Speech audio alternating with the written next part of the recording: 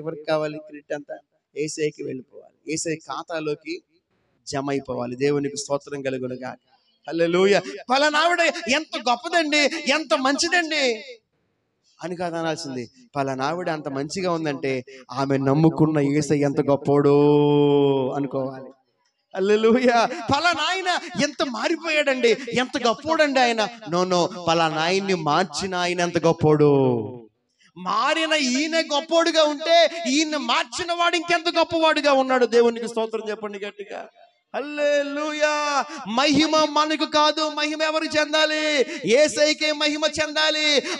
వారి ఘనతకు సూచనగా, వారి మహిమకు సూచనగా ఉన్న పై వస్త్రాన్ని ఆయన కాళ్ళ దగ్గర పరిచారట.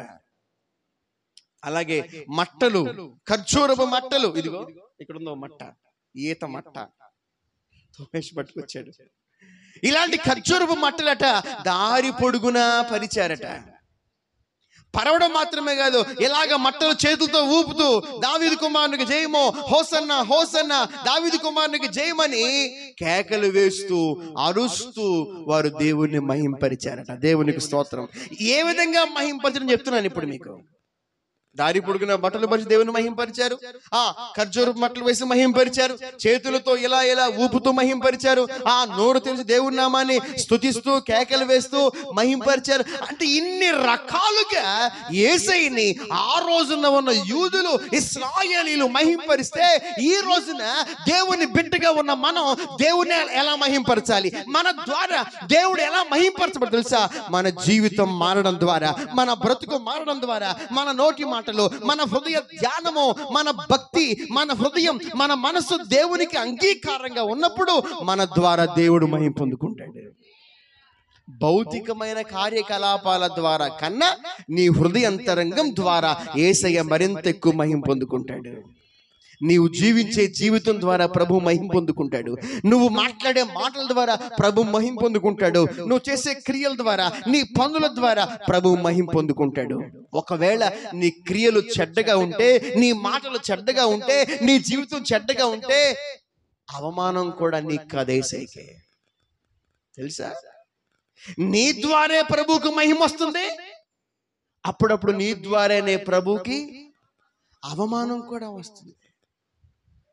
అందుకేగా చాలా స్పష్టంగా కీర్తనలు రాయబడి, నరులారా ఎంతకాలం నా నామాన్ని అవమానపరుస్తారు,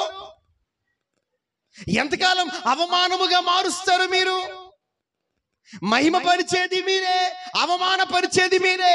నోటి మాటల ద్వారా, బ్రతుకు ద్వారా, జీవిత విధానం ద్వారా దేవునికి అపకీర్తిస్తున్నావేమో అక్కడక్కడ. దేవుని నమ్ముకున్న వాళ్ళు ఎలా ఉంటారా? భక్తి చేసేవాళ్ళు ఎలా ఉంటారా? ప్రార్థన చేసేవాళ్ళు ఎలా ఉంటారా? ఇదేంటి ఈవిడ ఎలా ఉంది, ఆయన ఎలా ఉన్నాడేంటి అని చెప్పి నిన్ను గురించి ప్రభు కూడా అవమానం కలుగుతుంది. నువ్వు జీవించే జీవిత విధానం ద్వారా, నీ మాటల ద్వారా, నీ బ్రతుకు ద్వారా. నో నో నో, అలా ఉండడానికి వీల్లేదు.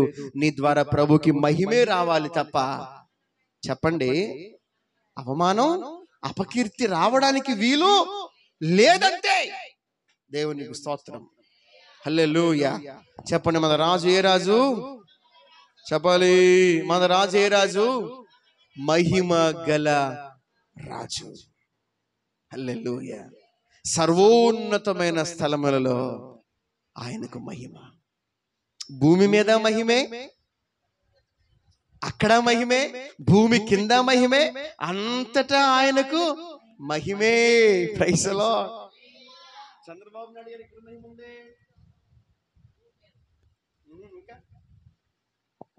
ఇంకా చెప్పండి, మన రాష్ట్రంలో మాత్రమే ఉంది. వేరే రాష్ట్రం వెళ్తే ఒప్పుకుంటారా? కదా. అంటే కొంతమంది మనుషులకి కొన్ని స్థలాల వరకే మహిమ ఉంటుంది, వేరే స్థలాలకు వెళ్తే మహిమ ఉండదు.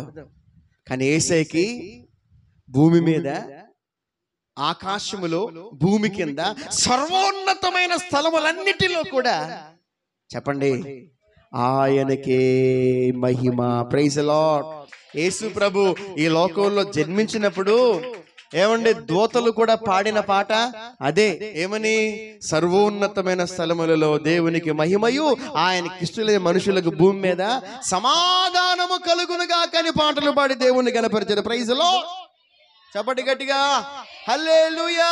ప్రియ దేవుని బిడ్డ, మన రాజు మహిమగల రాజు, మన ప్రభువు మహిమగల ప్రభువు. హల్లెలూయా, హల్లెలూయా. మనం ఆయన మహిమ పరిచే వారముగా ఉండాలి, ఘనపరిచే వారముగా ఉండాలి, కీర్తించే వారముగా ఉండాలి. మౌనముగా ఉండే వారముగా ఉండడానికి వీలు లేదు. హల్లెలూయా. ఎక్కడ మౌనంగా ఉండాలో అక్కడ మౌనంగా ఉండాలి, ఎక్కడ మాట్లాడాలో, ఎక్కడ స్తుతించాలో అక్కడ మనం రివర్స్. ఎక్కడ మౌనంగా ఉండాలి అక్కడ అరుస్తాం. పొద్దున్న ఆవిడికి ఫోన్ చేసి మాట్లాడుతున్నా, ఏంటమ్మా రావట్లేదండి. ఏం చెప్పమంటారు, ఇంటూ లైవ్ చూస్తున్నాము లేనిపోయింది. గొడవ, ఇంట్లో గొడవ అండి బాబా. ఏంటంట, ఇంట్లో గొడవ అండి, సమాధానం లేదు. ప్రార్థనకి రాలేకపోతున్నాను, చర్చికి రాలేకపోతున్నాను, ఒకటే పోరు, ఒకటే గొడవ. నేను అన్నాను, అమ్మా ఆ గొడవ తగ్గాలంటే నువ్వేం చేయాలి తెలుసా? కాస్త నోట్లో నీళ్లు పోసుకుని మౌనంగా ఉంటావు. వాక్యం కూడా చెప్పాను, ఏమని తెలుసా? యేసు ప్రభు వారు వదకు తేబడిన గొర్రె పిల్ల వలె, చెప్పండి ఎలా ఉన్నారు ఆయన? మౌనిగా ఉండాలి. నువ్వు అలా మౌనంగా ఉండు, తప్పేంటి? ఉండలేకపోతున్నానండి ఆయన అనే మాటలకే, ఆయన రెచ్చగొట్టే మాటలకే, ఆయన అనే మాటలకే ఎలా నేనేం చేయలేకపోతున్నాను, ఉండలేకపోతున్నాను. లోపల వచ్చేస్తా ఉక్రోషం. Praise lord. ప్రాక్టీస్ చేయాలి, అలా మౌనంగా ఉండేందుకు ప్రయత్నం చేయాలి. 4 రోజులు అయిన తర్వాత ఆయన అనుకుంటాడు, ఈమె ఎంత వాగిన నోరు తెరత్తలేదు, ఇక నా నోరు నొప్పి తప్ప ఒక ఉపయోగం అని చెప్పి ఆ అరిసేవాడు, వాగేవాడు మాట్లాడడం మానేస్తాడు. చప్పట్లు కొట్టొచ్చు కదా. హల్లెలూయా. నేను చెప్పింది కరెక్టేనా కాదా చెప్పాలి. ఇప్పుడు అమ్మ నువ్వు మౌనంగా ఉన్నావు, ఆయన ఇవాళ అరిచాడు, నువ్వేం మాట్లాడలా, వెళ్ళిపోతాడు. రేపొద్దు వచ్చి మళ్ళీ అరుస్తాడు. ఇక రోజు ఆయన అరుస్తాడు, కానీ నువ్వు మాత్రం మౌనంగా ఉన్నావు. ఇక అరిసి అరిసి ఏం చేస్తాడు ఆయన? ఇక మానేస్తాడు. నేను అరిసినా ఏమి కదలతలేదురా బాబు అని అరిసేవాడు నా నోరు నొప్పి తప్ప ఉపయోగం లేదని మానేస్తాడు. ఆయన మౌనం అయిపోతాడు. నీ మౌనమే ఆయన్ని మౌనం చేస్తుంది, నీ రెచ్చగొట్టే విధానమే ఆయన్ని రెచ్చగొట్టేస్తుంది.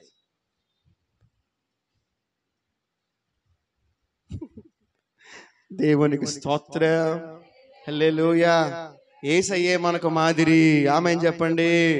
ఎలా ఉన్నాడు? వధకు సిద్ధమైన గొర్రె పిల్లవలే మౌనిగా ఉండిపోయాడు ఆయన. అందుకే అన్నాను, ఎక్కడ మౌనంగా ఉండాలో చెప్పండి, అక్కడ మౌనంగా ఉండాలి.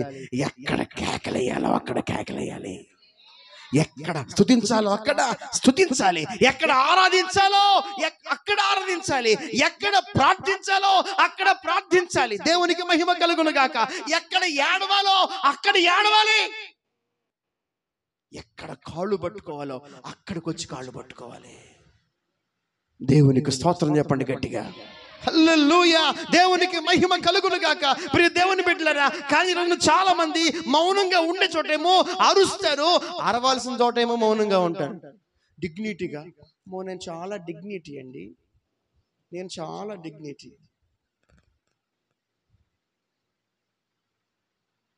యేసే ముందు మన డిగ్నిటీలు ఏం పని చేయవు. హల్లెలూయా. ఎక్కడున్నా సరే ఒకే రకంగా దేవుని నామాన్ని గణపరచగలిగిన వారమై ఉండాలి. మన రాజు, చెప్పండి, మన రాజు, మన రాజు. గట్టిగా చెప్తారేమని మరలా అంటున్నా. మన రాజు మహిమ గల రాజు. Praise the lord.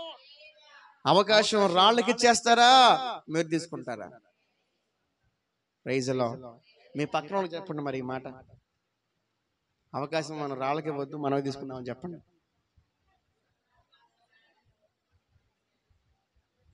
ఇక నేను స్తోత్రాలు చెప్పండి అమ్మా, ఆమె నన్నమ్మా, సపట్లు కొట్టనమ్మో తల్లు అని అడగాల్సిన అవసరం నాకు లేదనుకుంటున్నాను. ఇక రైట్, స్తోత్రాలు చెప్పండి అని నేను అడగాల్సిన అవసరం, హల్లెలూయా అనండి అమ్మా అని అనాల్సిన అవసరం ఉంటుందా? నాకు రానివ్వకుందురుగాక, నేను ఆ మాట అనకుందునుగాక, అలా మీరు అననివ్వరుగాక. ఆ మాట మీద ఉండండి. Praise the lord. నెంబర్ 3, మూడవ మాటలోకి వెళ్ళిపోదాం. చూడండి, ఇదే లూకాసు వార్త, లూకాసు వార్త 19వ అధ్యాయం 45 నుంచి. ఆయన దేవాలయములో ప్రవేశించి, అమ్మా అందులో క్రయ విక్రయములు చేయువారి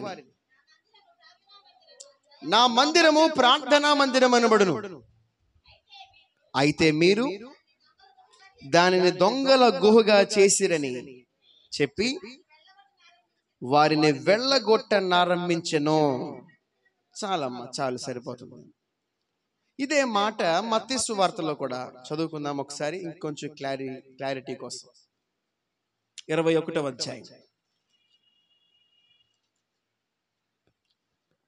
మత్తయి సువార్త 21వ అధ్యాయం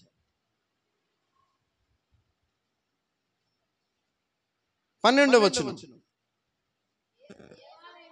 ప్రవేశించి క్రయ విక్రయములు చేయువారిని అందరినీ వెళ్ళగొట్టి, రోకలు మార్చువారి బల్లలను, గువ్వలమ్ము వారి పీఠములను పడద్రోసి, నా మందిరము ప్రార్థనా మందిరం అనబడును అని వ్రాయబడి ఉన్నది, అయితే మీరు దానిని దొంగల గుహగా చేసిడి వారనెను.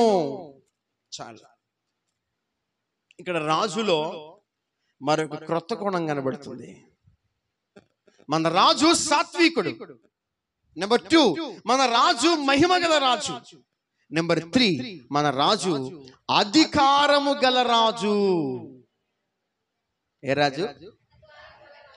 సాత్వికుడైన రాజే, మహిమ గల రాజే, అట్ ద సేమ్ టైం అదే టైంలో ఆయన అధికారము కలిగిన రాజు కూడా. అక్కడ ఏం జరుగుతుంది? యేసు ప్రభు దేవాలయములోకి వెళ్ళారు. దేవాలయములోకి వెళ్ళగానే అక్కడ చాలా మంది ప్రజలు దేవాలయాన్ని ఒక వ్యాపారపు కేంద్రముగా మార్చారట. ఇప్పుడు నేను చెప్పే సన్నివేశాలన్నీ కూడా మట్టల ఆదివారం రోజున జరిగిన సందర్భాలు, సన్నివేశాలు. మరొక రోజు జరిగినవి కాదు. ఈ రోజున ప్రభు ఏం చేశారో నేను చెప్తున్నా ఆ విషయాలన్నీ మీకు. ఇంగ్లీష్ లో పామ్ సండే, పామ్ అంటే మట్టలు,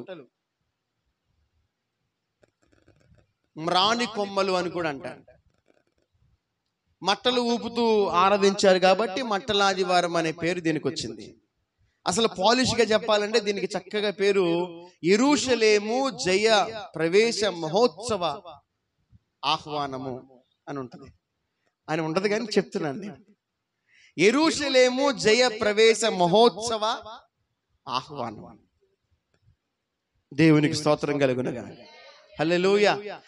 రైట్. అక్కడికి ఇక వెళ్ళగానే యేసు ప్రభు వారు దేవాలయంలో ఏం జరుగుతుంది? వ్యాపారం జరుగుతుంది, క్రయ విక్రయాలు జరుగుతున్నాయి, రోకలు మారుస్తున్నారు. రోకలు అంటే డబ్బులమో, రోళ్ళు కాదు. రోకలు అంటే ఏంటి? మనీ, డబ్బులు. అంత మాత్రమే కాదు, గువ్వలు అమ్మేవారు ఉన్నారు ఇక్కడ. ఇదేంటిరా? దేవుడు చూచి, అరే ఇది ప్రార్థనా మందిరము కదా. పాత నిబంధనలో అనేక చోట్ల రాయబడిన మాట, నా మందిరము ప్రార్థనా మందిరం అనబడును అని రాయబడింది కదా. మరి ప్రార్థనా మందిరములో వ్యాపారం ఏమిటి? ప్రార్థనా మందిరములో రోకలు మార్చడం ఏమిటి? ప్రార్థనా మందిరములో గువ్వలు అమ్మడం ఏమిటి? ప్రార్థనా మందిరములో ఇలాంటి వ్యాపారాలు జరగడం ఏంటి? నా ఇది వ్యాపారపు కేంద్రము కాదు, ఇది దేవుని ప్రార్థనా మందిరం అని చెప్పి దేవుడు ప్రార్థనా మందిరంలోకి వెళ్ళి ఆ బల్లలన్నీ పడేసాడంట, ఆ గువ్వలన్నీ ఎగరలేసాడంట. అక్కడ ఉన్న నేను పడేసి కొరడా పట్టుకుని కొరడా జుడిపించి వాళ్ళందరినీ ఖాళీ చేయించాడు. దేవునికి స్తోత్రం కలుగునుగాక. హల్లెలూయా. మన రాజు అధికారం కలిగిన రాజు. దేవాలయం పైన ఆయనకేముంది? మందిరం పైన ఆయనకేముంది? వ్యాపారం చేసే వాళ్ళ మీద ఆయనకేముంది? చెప్పండి గట్టిగా. అధికారం ఉంది. దేవుని మందిరం ప్రార్థనా మందిరమా, వ్యాపార మందిరమా? మరి ఈ రోజున చాలా చోట్ల మందిరాలు వ్యాపారంగా మారిపోతున్న సందర్భాలు చూస్తున్నాం. అన్ని వ్యాపారాలే. కొబ్బరి నూనెలు అమ్మేస్తా ఉంటారు, చేపలు అమ్మేస్తా ఉంటారు, కచ్చీపులు అమ్మేస్తా ఉంటారు.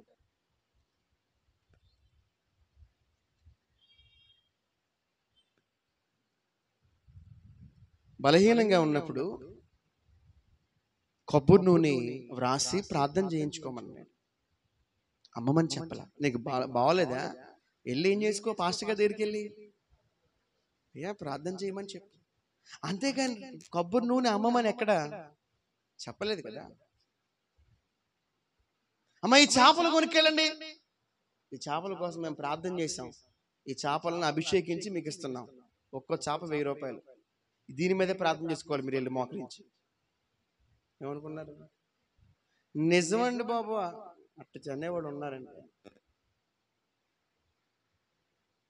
ఎక్కడా కూడా కొబ్బరి నూనె సీసాలు కొనుక్కొచ్చుకోమాకండి, దరిద్రం అంటించుకోమాక. మీకు ఏదైనా తేడా పాడా ఉంటే తీసుకురండి, ప్రార్థన చేస్తారు, తీసుకెళ్ళి రాసుకోండి.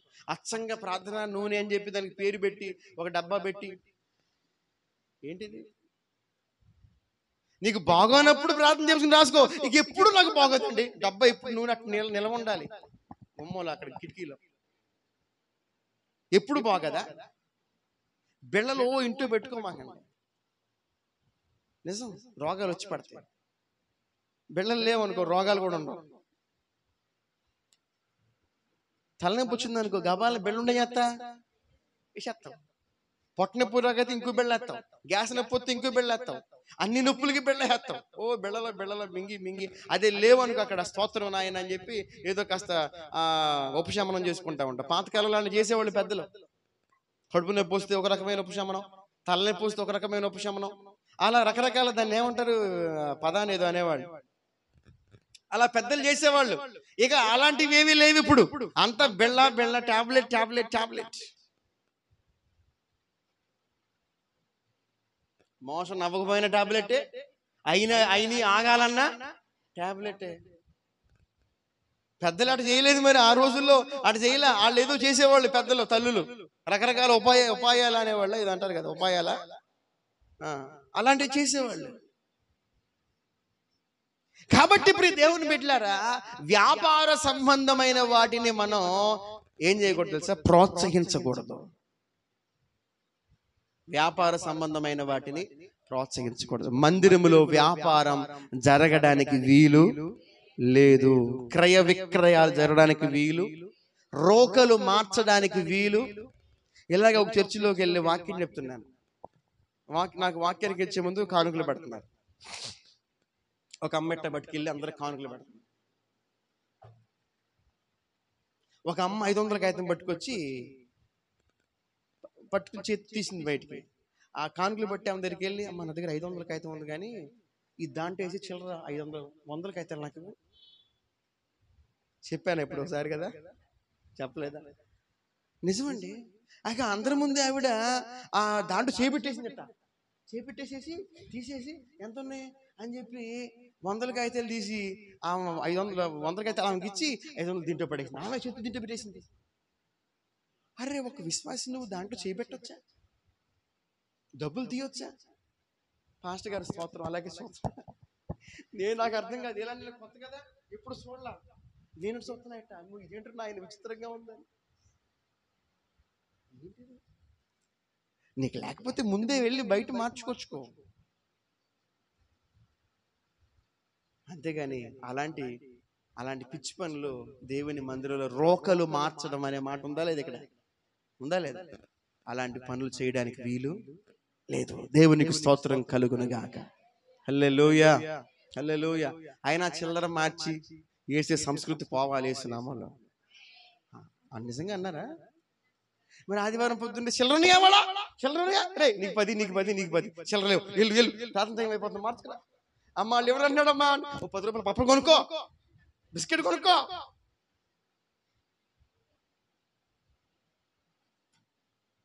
₹10 వేయాలి. బిస్కెట్కి పోతే పోయినాయి, కురుకురే ప్యాకెట్కి పోతే పోయినాయి. 10 రూపాయలే బట్ట, నీకు 10, నీకు 10, నీకు 10, నీకు 10. ఇదేమి దరిద్రం అండి. అందుకే దరిద్రంగా ఉన్నాయి మన జీవితాలు. నిజం. మీరు కోప్పడినా, మీరు బాధపడినా, నిజంగా దేవునికి ఇచ్చే విషయంలో దరిద్రంగా పిసినారిగా ఆలోచన చేస్తే మన బతుకులు కూడా పిసినారిగా తయారవుతాయి. ఆదివారం రాగానే చిల్లర 10 రూపాయలు ఎత్తుక్కోవడమే, 5 రూపాయలు ఎత్తుక్కోవడమే.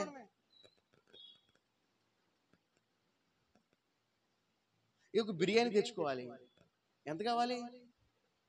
ఒక పాల ప్యాకెట్ తెచ్చుకోవాలి, 10 రూపాయలు సరిపోతాయా? ఒక పెరుగు డబ్బా తెచ్చుకోవాలి, 10 రూపాయలు సరిపోతాయా? ప్రార్థనకి 10 రూపాయలు, 10 రూపాయలు, 10 రూపాయలు.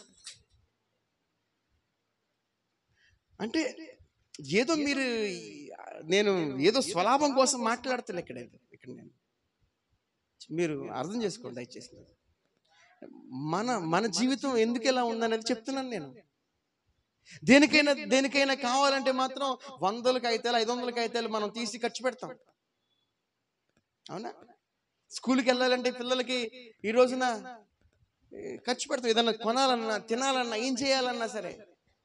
కానీ ప్రార్థన గడేమనే మాత్రం ఇక ఎక్కడే 10 రూపాయలు, ఎక్కడ వేసాను, పప్పు డబ్బాలు వేసాను, అక్కడ ఉన్నాయి, ఇక్కడ ఉన్నాయి, అన్ని 10 రూపాయలు అచ్చంగా ఎత్తుకొచ్చి.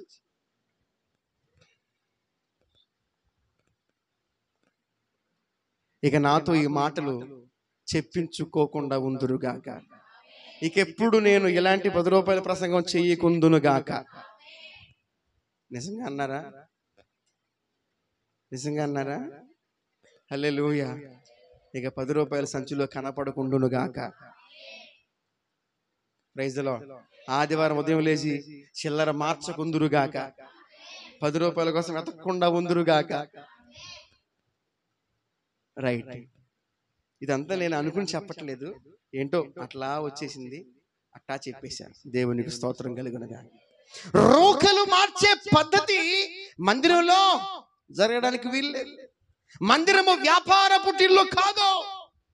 మందిరంలో వ్యాపారము జరగడానికి వీలు లేదు. మందిరము ప్రార్థన మందిరమే తప్ప వ్యాపారపు కేంద్రము కాదు, వ్యాపారపు ఇల్లు కానే కాదు. దేవునికి స్తోత్రం కలుగునుగాక. హల్లెలూయా. నా మాటలు ముగించబోతున్నాను. మన రాజు ఏ రాజు అంటే అధికారము కలిగిన రాజు. దేవునికి స్తోత్రం కలుగునుగాక. హల్లెలూయా. మందిరం మీద ఎవరికి అధికారం ఉంది? యేసయ్యకి అధికారం ఉంది. దేవాలయం మీద ఎవరికి అధికారం ఉంది? యేసయ్యకి అధికారం ఉంది. మన మందిరం పైన ఎవరికి అధికారం ఉంది? యేసయ్యకి అధికారం ఉంది. ఇంకా చెప్తా, లోతుగా వినండి. మందిరం అంటే, దేవాలయం అంటే బిల్డింగ్ కాదు. మందిరం అంటే, దేవాలయం అంటే మన దేహమే దేవుని దేవాలయం. మన గుడే దేవుని ఆలయం. దేవునికి స్తోత్రం కలుగునుగాక. మందిరం పైన దేవునికి అధికారం ఉంటే నీ గుడి పైన, నీ గుండె మీద, నీ దేహం మీద దేవునికి అధికారం ఉందా? దిస్ క్వశ్చన్, ఇది ప్రశ్న, మనందరం వేసుకోవాల్సిన ప్రశ్న. దేవాలయం మీద అధికారం అంటే ఏంటి? నా మీద దేవునికి అధికారం నేను ఇవ్వాలి. నా దేహం మీద అధికారం ఎవరికి ఇవ్వాలి? నేను యేసయ్యకి నా దేహం మీద అధికారం ఇవ్వాలి. నా గుండె మీద నా ప్రభువుకి అధికారం ఇవ్వాలి. నన్ను ఏలే నా రాజు యేసయ్య ఉండాలి. Praise the lord. దేవునికి మహిమ కలుగును గాక. నేను అడుగేయాలన్నా నా తండ్రి నాకు అధికారం ఇవ్వాలి. దేవునికి స్తోత్రం. హల్లెలూయా. ఈ మాట చెప్పి ముగిస్తాను. వస్తూ ఉండగా పొద్దున టోల్ గేట్ దగ్గర రాత్రి యాక్సిడెంట్ అయిందట. ఎట్టిగా కారు, పెద్ద కారు, అర్ధరాత్రి 12 గంటలకు ఇప్పుడు యాక్సిడెంట్ అయిందంట. ఆ కారు అక్కడే ఉంది. ఎప్పుడు రాత్రి జరిగిందన్నారు. తీరా చూస్తే ఆ ఫుట్ పాత్ మీద బాడీ ఉంది. నాకు ఆశ్చర్యం అనిపించింది. ఇదేంటి రాత్రి ఎప్పుడు జరిగింది కదా, ఇప్పుడు దాకా అంటే ఎవరు చూడలేదు, ఎవరు పట్టించుకోలేదండి. అక్కడే ఉందండి బాడీ అండి, ఫుట్ పాత్ మీద ఉంది. కారు చూస్తే పెద్దగా కారు ఏం పాడవలేదు, పెద్దగా పాడవలేదు. మీకు గుర్తుందా, నేను కారు చూపించాను. ఏది? మేమున్న కారు. ఎంతమంది చూశారు? బుధవారం పూట చూపించా. బుధవారం వచ్చిన వాళ్ళు ధన్యులు, బుధవారం రాని వాళ్ళు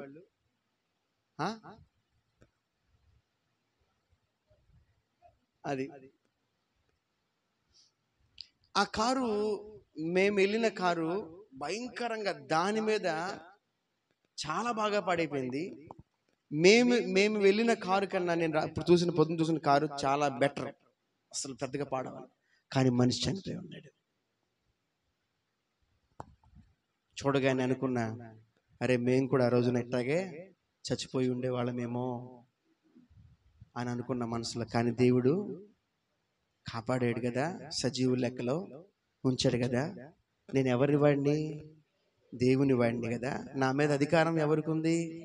యేసయ్యకి అధికారం ఉంది కదా అని మనసులో దేవుణ్ణి స్తుతించుకుంటా అలాగొచ్చాను. రే కారు పెద్దగా పాడవపోయినా మనిషి చచ్చిపోయాడే, ఆ రోజున మా కారు నుజ్జు అయిపోయింది, అయినా సరే మేము సజీవులంగా ఉన్నామే.